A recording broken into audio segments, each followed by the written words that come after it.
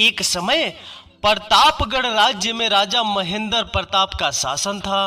वह एक बुद्धिमान राजा था और उसकी प्रजा उसे पसंद करती थी। उसका एक बेटा था जिसका नाम था प्रताप वर्मा। छोटी उम्र में ही राजकुमार प्रजा का प्रिय पात्र बन गया था, क्योंकि वह बहुत कोमल और उदार हृदय का था। पशु से प्रिय थे। यद्यपि वह एक अच्छा धनुर्धर था, फिर भी वह कभी शिकार खेलने नहीं जाता था। एक दिन दरबार में 3 आगंतुक आए। उसके पास अद्भुत शक्तियां थी। जब वे अपनी करामाती शक्तियों के बारे में बखान कर रहे थे, तब प्रताप वर्मा उन्हें सुनकर मुग्ध हो गया। एक आगंतुक धनुर्विद्या में निशांत था, दूसरा वायु वेग से दौड़ सकता था और तीसरा आगंतुक जिसे कोई नहीं देख पाता, उसे देख ही नहीं सकता था कोई। राजकुमार ने उन आगंतुकों के साथ काफी समय बिताया। शीघ्र ही उसके मन में उन तीनों के साथ यात्रा करने की इच्छा हुई। राजा पहले अपने बेटे को अपने राज्य के बाहर भेजने के पक्ष में नहीं था, लेकिन तीनों आगंतुकों ने इस आश्वासन पर कि वे राजकुमार की देखभाल करेंगे, राजा ने उनके साथ जाने की अनुमति दे दी। अगले दिन प्रताप वर्मा अपने तीनों मित्रों के साथ यात्रा पर चल पड़ा। मार्ग में राजकुमार ने देखा कि एक चूहा पानी से भरे एक गड्ढे में से निकलने के लिए संघर्ष कर रहा है। जब भी गड्ढे की फिसलन भरी दीवार पर वह चलने का प्रयास करता, वह फिर गड्ढे में गिर पड़ता। राजकुमार को चूहे पर दया आ गई, इसलिए उसने गड्ढे में एक तीर छोड़ दिया। चूहा तीर के सहारे गड्ढे से बाहर आ गया। चूहे ने राजकुमार का भला मुखड़ा देखकर कहा, ओ भले राजकुमार, मेरी जिंदगी बचाने के लिए शुक्रिया। मैं चूहा राजा हूँ, चूहों का राजा। आज से मेरे राज्य के सभी चूहे जरूरत पड़ने पर आपकी सेवा में हाजिर हो जाएंगे। आपको केवल धरती पर लेटकर मेरा नाम पुकारना है, बस फिर हम सब अपने बिलों से निकल कर आ जाएंगे। राजकुमार चूहा राजा पर मुस्कुराया और आगे बढ़ गया। जब चारों मित्र कुछ दूर आगे बढ़े ही थे कि प्रताप वर्मा ने कुछ चींटियों के एक पंक्ति में क्रमबद्ध होकर जाते देखा। अचानक पास के एक घर से कोई बाहर आया और उन पर बिना ध्यान से देखे एक घड़ा पानी डाल गया।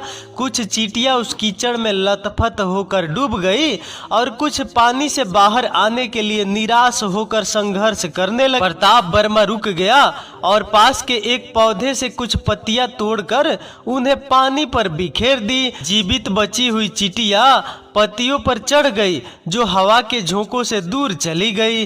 चींटियां इस प्रकार सूखी जमीन पर पहुंच गई। वे रुक कर बोली, हे दयालु राजकुमार, हम हमेशा आपके शुक्रगुजार रहेंगे। जब भी आपको हमारी सेवा की जरूरत हो तो आपको केवल ताली बजाना है, हम तुरंत आपके पास हाजिर हो जाएंगे। अगले दिन राजकुमार प्रताप वर्मा तथा उसके साथी चंद्रपुर नगर पहुंचे, जहां राजा चंद्रसेन का राज्य था। रात में विश्राम के लिए स्थान की खोज करते समय उन्हें यह मालूम हुआ कि यहाँ का राजा बहुत दुष्ट और क्रूर है, जिसने उन अनेक राजकुमारों को बंदी बना लिया है जो वहां की सुंदर राजकुमारी चंद्रमती से विवाह करने आए थे। लेकिन राजा के कथनानुसार उसकी 3 शर्त पूरी नहीं कर पाए थे। उन राजकुमारों के पिता राजाओं ने राजा चंद्रसेन से उन्हें छोड़ देने के लिए अनुनय भी नहीं की, किंतु चंद्रसेन ने उनकी एक न सुनी।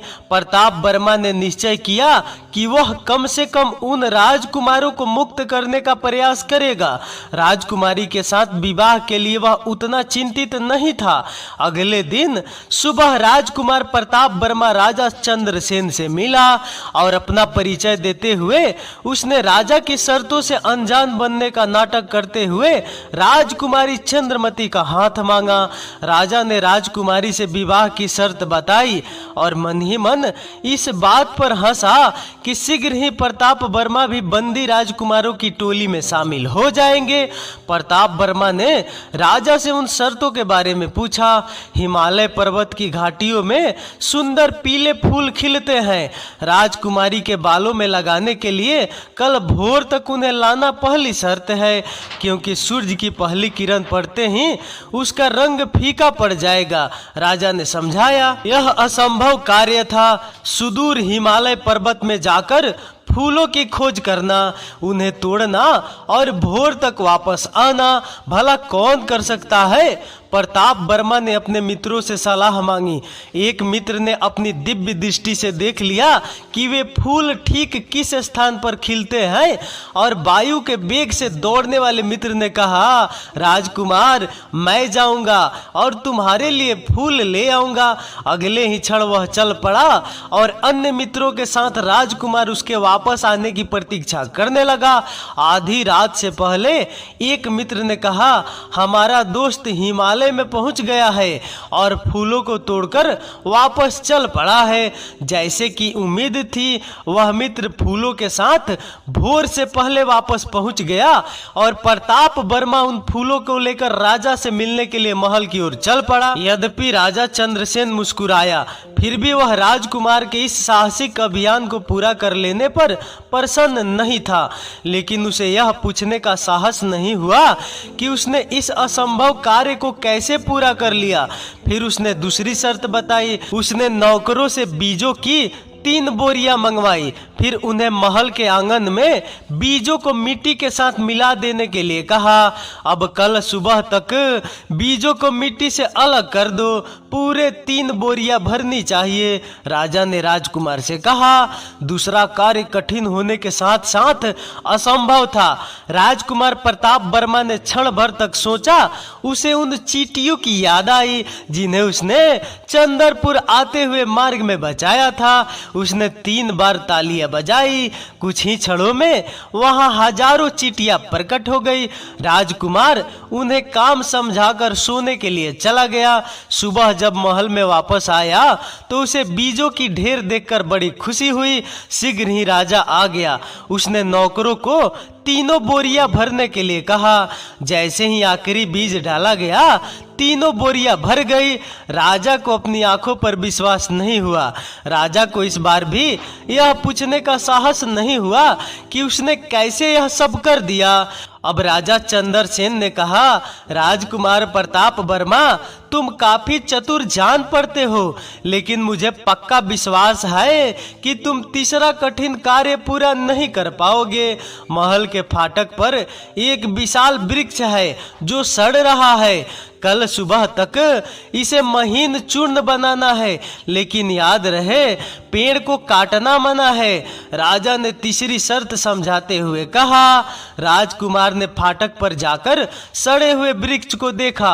वह जमीन पर लेट गया और बोला, चूहा राजा, कृपया आकर मेरी सहायता कीजिए। पलक झपकते ही सैकड़ों चूहे वहां पर प्रकट हो गए और पेड़ को कुतरने लगे।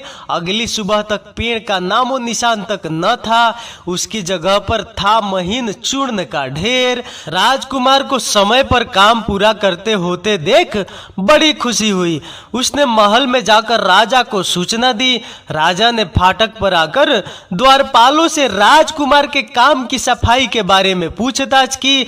द्वारपालों को विश्वास दिलाने पर वह संतुष्ट हो गया। राजा ने कहा, राजकुमार प्रताप वर्मा, तुमने 3 कठिन कार्य निष्पादित कर दिए हैं, इसलिए अब मैं अपना वचन पूरा कर देता हूँ। कल मेरी बेटी से विवाह के लिए तैयार हो जाओ।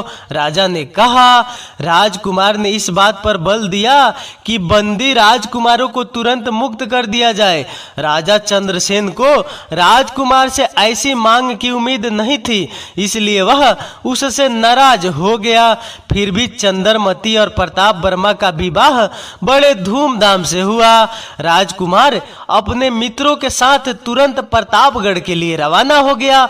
उन सबको घोड़े दिए गए। अपने दोस्तों के आगे आगे राजकुमारी चंद्रमती के साथ राजकुमार प्रताप वर्मा चल रहा था। दुष्ट राजा चंद्रसेन ने इसी बीच अपने कुछ सैनिकों को आदेश दिया कि वे राजकुमार प्रताप वर्मा और उसके साथियों पर आक्रमण कर उन्हें बंदी बना ले और राजकुमारी को वापस ले आए, क्योंकि राजकुमार उससे अधिक चतुर साबित हुआ। बंदी राजकुमारों को मुक्त कर देने को प्रताप वर्मा को अपनी मौन सहमति देने के कारण वह उससे चिढ़ गया था। जैसे ही प्रताप वर्मा को राजा की दुष्टता भरी चाल का पता चला, उसने और उसके धनुर्धारी मित्र ने उन सैनिकों का बहादुरी से सामना किया और उन्हें तीतर बीतर कर दिया।